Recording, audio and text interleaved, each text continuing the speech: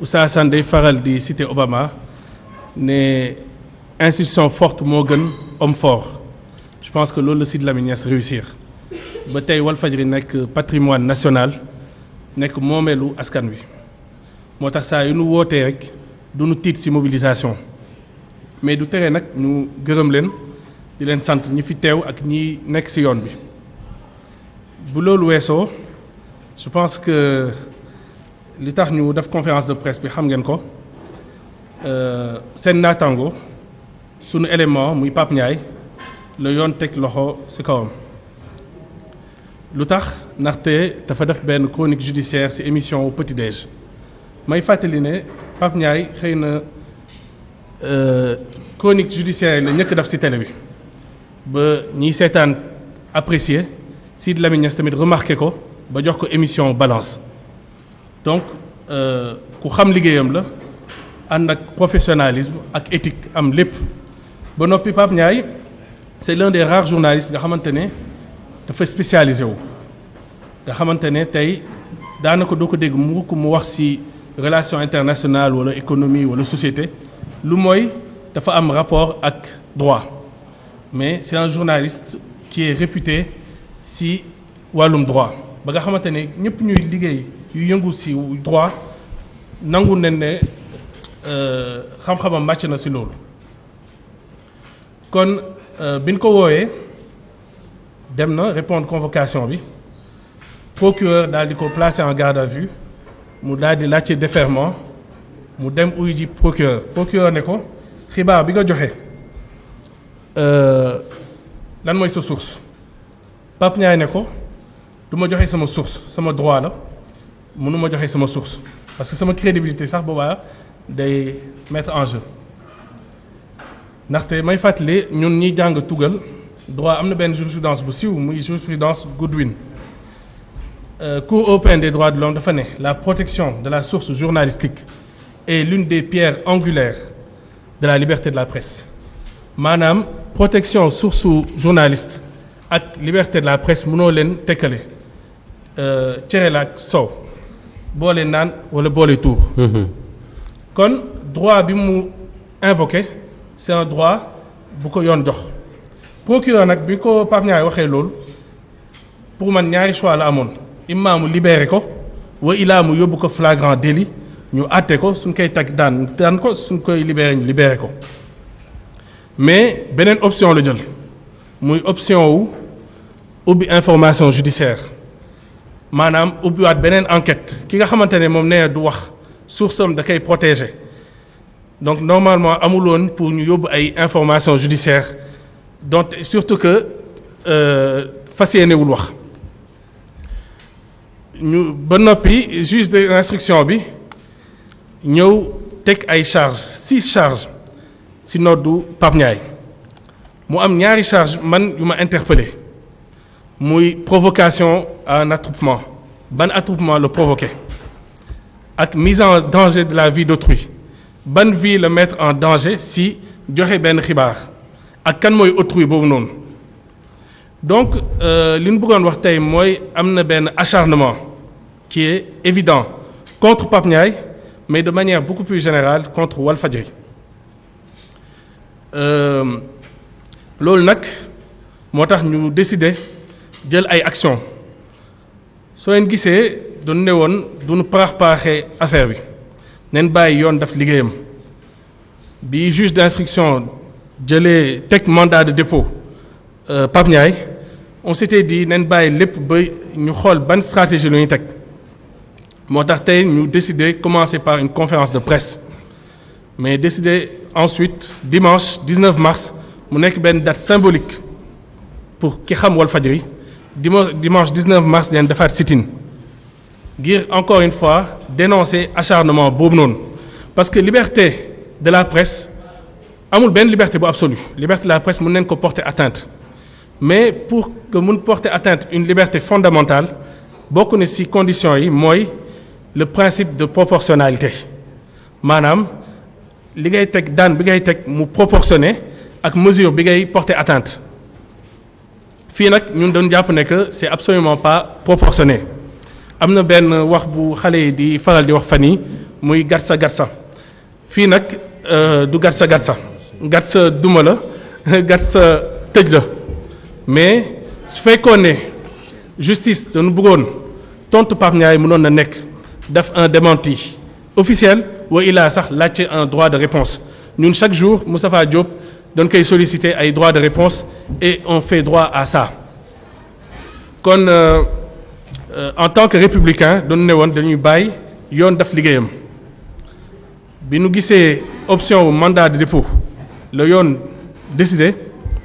li nu teg mooy tey conférence de presse dimanche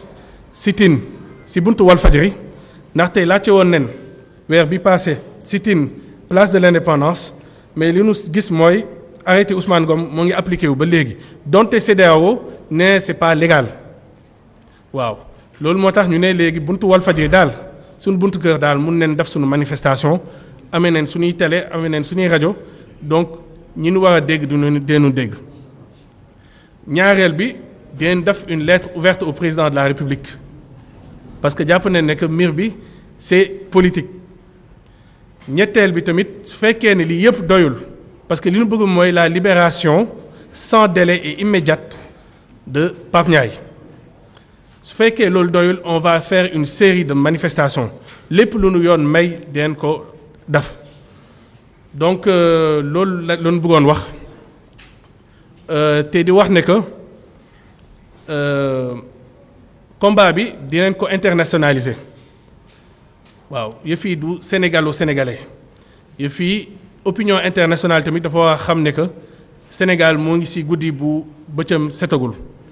que ab journaliste bu joxe information tey mun nañ ko yóbbu information judiciaire mandat de dépôt nga xam ne xamuñu kañ lay génn donc loolu noonu tey lu ñuy dénoncer la loolu moo taxoon ñu ne dañuy def un discours en français pour interpeller l'opinion internationale donc tout d'abord je vous remercie d'avoir répondu à notre appel. Comme vous pouvez le constater, en un mois, c'est la deuxième fois que nous vous convions dans les locaux du groupe Walfadjri afin de vous entretenir des injustices que subissent la presse en général et singulièrement le groupe Walfadjri. En effet, le 17 février dernier, vous avez été nombreux à faire le déplacement à l'occasion d'un sit-in que nous avions organisé pour protester contre la suspension de la diffusion de nos programmes. Ce 17 mars, nous sommes de nouveau sur le qui-vive, embouchant la même trompette de contestation. En effet, vous le savez depuis 2 semaines, un journaliste, votre confrère, est en prison, poursuivi dans le cadre de son travail. Comme nous l'avons indiqué dans notre dernier communiqué, en tant que républicains, nous conformant aux lois et règlements de ce pays, nous avions décidé de laisser l'affaire suivre son cours afin de connaître les véritables raisons de l'arrestation de Pape Ndiaye. Seulement, notre surprise a été grande lorsque le parquet de Dakar a décidé d'ouvrir une information judiciaire et de confier le dossier à un juge d'instruction. Pour des propos tenus par un chroniqueur sur un plateau de télévision, le procureur de la République a estimé qu'il n'y avait pas lieu de retenir de flagrant délit et que Pape Ndiaye devait être gardé en prison pour mener on ne sait quelle enquête. N'est-ce pas là les premiers signes d'un acharnement? Mais notre désillusion a été encore plus grande lorsque le juge d'instruction qui a hérité du dossier a rendu public les chefs d'accusation qu'il a retenus contre Pape Ndiaye avant de le placer sous mandat de dépôt. Mesdames et messieurs les journalistes, contre votre confrère, il a été retenu provocation d'un attroupement, outrage à magistrat, intimidation et représailles contre membres de la justice, discours portant du discrédit sur un acte juridictionnel, diffusion de fausses nouvelles et enfin, mise en danger de la vie d'autrui. Vous le savez, ces charges qui ne sont pas imputées aux plus violents des agresseurs ne peuvent être retenues contre un journaliste sans susciter une indignation collective. En effet, Les commentaires sont nombreux, mais jusque-là, aucun d'entre eux n'a réussi à expliquer en quoi les propos de Pape Ndiaye ont provoqué un attroupement, comme le sous-entend l'accusation. Comment ont-ils mis en danger la vie d'autrui? Qui est cet autrui? A-t-il porté plainte contre le journaliste? Autant de questions qui peinent à trouver de réponses. Car en vérité, celle-ci mettait en exergue un règlement de compte. En tant que chroniqueur judiciaire, Pape Ndiaye a certes eu à défendre des positions qui peuvent prendre le contre-pied des décisions de justice.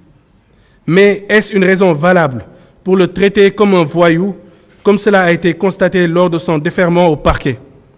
Est-ce un motif suffisant pour corser son dossier? Les réponses sont négatives, bien entendu. C'est pourquoi, mesdames et messieurs les journalistes, nous n'entendons pas cautionner cette forfaiture, la deuxième, en un mois contre le groupe Walfadjri. Faut-il le rappeler, le groupe Walfadjri, qui a été de tous les combats pour l'effectivité et la consolidation de la démocratie, n'est pas contre le pouvoir, mais fort de plusieurs décennies d'existence et d'expérience, il compte demeurer un contre-pouvoir, toujours aux côtés du peuple sénégalais. Et comme il l'avait fait au mois de février dernier, le groupe Walfadjri se met en ordre de bataille pour exiger la libération immédiate de son employé. Ainsi, ce dimanche 19 mars, à partir de 15h, nous organisons un sit-in devant les locaux du groupe. Mesdames et messieurs les journalistes, nous vous invitons à vulgariser cet événement que nous organisons à une date aussi symbolique que le 19 mars, qui a vu Sidi Lamine Niasse, fondateur de ce groupe et monument de la lutte pour la liberté d'expression et de presse au Sénégal, tenir une marche à la place de l'indépendance. Il est certes question de Pape Ndiaye, journaliste de Walfadjri, mais il s'agit plus généralement de la presse. Les événements de ce 16 mars en sont une illustration. Nombre de vos confrères ont eu de grandes difficultés à les couvrir. Certains ont été gazés, d'autres blessés alors qu'ils faisaient leur travail. C'est le lieu de leur témoigner tout notre soutien. C'est donc, mesdames et messieurs, les journalistes, toute votre corporation qui est interpellée. Sans une presse debout, il ne peut être question de démocratie. Merci de votre aimable attention.